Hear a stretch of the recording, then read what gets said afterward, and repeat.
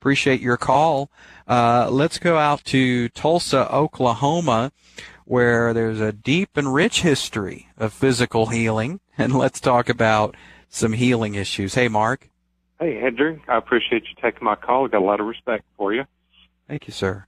I'd like to just get your kind of general overall perspective of folks that are taking physical healing and rolling that into the new covenant and making that a right of the believer, that when you accept Christ, you're accepting his perfection, and that's not just for spiritual healing, but for physical healing as well. Yeah, I think that's real off base, Mark. I mean, to be honest with you, I just think it's a dead end street, and it's going to set people up for huge expectations that don't come true for a good majority of believers.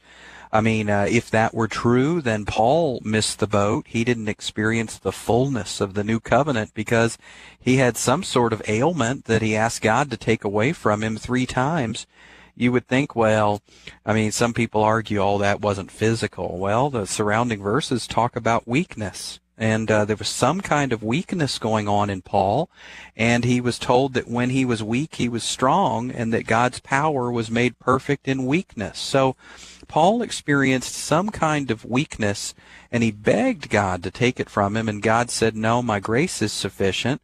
And then you've got the young pastor, Mark, you've got this young pastor named Timothy, and he's got some real bad stomach aches, Mark. I mean, he's got some rumbling in the tummy there, and Paul says to him, why don't you take some red wine for that? Why didn't he say, why don't you take some faith for that? Why don't you take some more faith and more power and more new covenant for that? So guys that say, well, the new covenant has freed you from every physical ailment, I think you've got Paul to wrestle with, you've got Timothy to wrestle with, you've got people who, elders who are told to pray for the church, pour oil as a symbol of the God's Spirit and his power, and pray for people. Why would we be having elders pray for people if all they really needed to do is just claim the healing in the name of the new covenant? So, sometimes the answer is no, not yet, not till heaven. My grace is sufficient. So folks who are taking Isaiah and saying, by his stripes we are healed, and they're turning that into physical healing, well, I would invite them to visit some surrounding verses there in Isaiah, because it's talking about our sins and our spiritual sickness, not our physical sickness. And the context of that is purely spiritual. Well, thank you very much.